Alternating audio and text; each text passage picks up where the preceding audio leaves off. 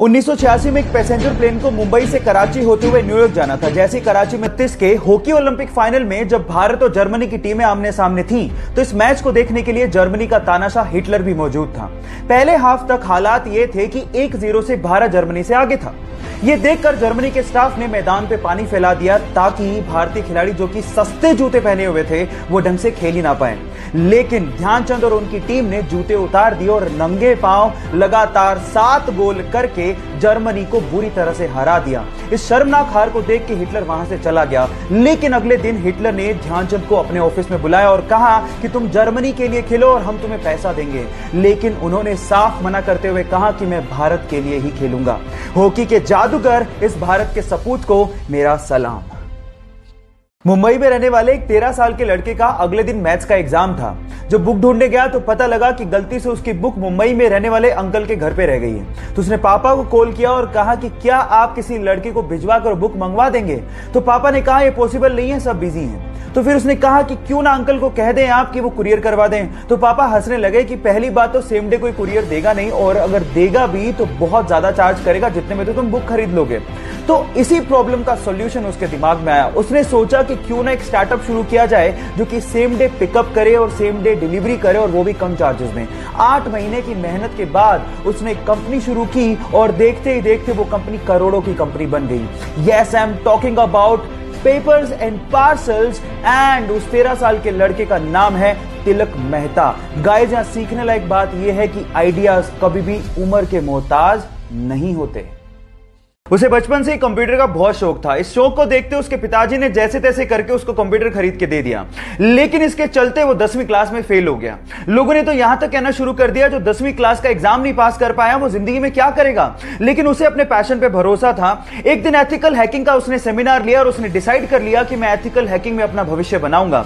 फिर क्या था, अपनी मेहनत के चलते आज वो लड़का बड़ी बड़ी कंपनीज जैसे कि Facebook, Apple, Google, Yahoo, Microsoft के प्रोग्राम्स में बग यानी कि कमियां ढूंढ के करोड़ों रुपया कमाता है, और उसके अलावा साइबर क्राइम में वो पुलिस की मदद भी करता है। Yes, I am talking about Manan Shah. Guys, यहां सीखने लायक बात यह है कि अगर आपके पैशन में आपको भरोसा है सो आप एक दिन जरूर सक्सेसफुल होगे। खेल हमेशा अपने 20 साल के करियर में यूएस में सिर्फ एक बास्केटबॉल टीम के लिए खेला, और उस बास्केटबॉल टीम को उसने 5 बार एनबीए का चैंपियनशिप खिताब जितवाया।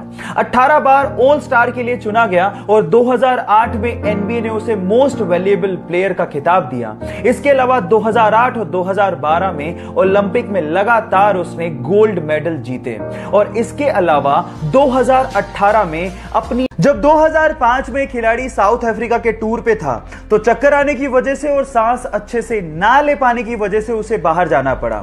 जब जांच हुई तो पता लगा कि उसके दिल में छेद है। इलाज कराने के बाद उसे एक बात तो समझ में आ गई थी कि लाइफ बहुत ही अनप्रेडिक्टेबल है, कल का भी भरोसा नहीं है। इसलिए पॉजिटिवली उसने डिसाइड किया कि वो खुल के जिएगा और खुल के खेलेगा। फिर क्या था, सन 2007 में हुए आईसीसी T20 वर्ल्ड कप में 170 रन की साउथ अफ्रीका के खिलाफ पारी खेलकर T20 वर्ल्ड कप में शतक लगाने वाला पहला खिलाड़ी बन गया, और यह रिकॉर्ड 5 साल तक कायम रहा। Yes, I am talking about the sixer king Chris Gayle. Guys, यहां सीखने लायक बात यह है कि खुल के जियो, जो लाइफ में पॉजिटिवली करना चाहते हो वो कर लो, क्योंकि क्या पता कल हो ना हो। जब 1999 में उनके पति कारगिल युद्ध पे थे तो डॉक्टर से रूटीन चेकअप में उन्हें पता लगा कि उनके स्पाइनल में ट्यूमर है।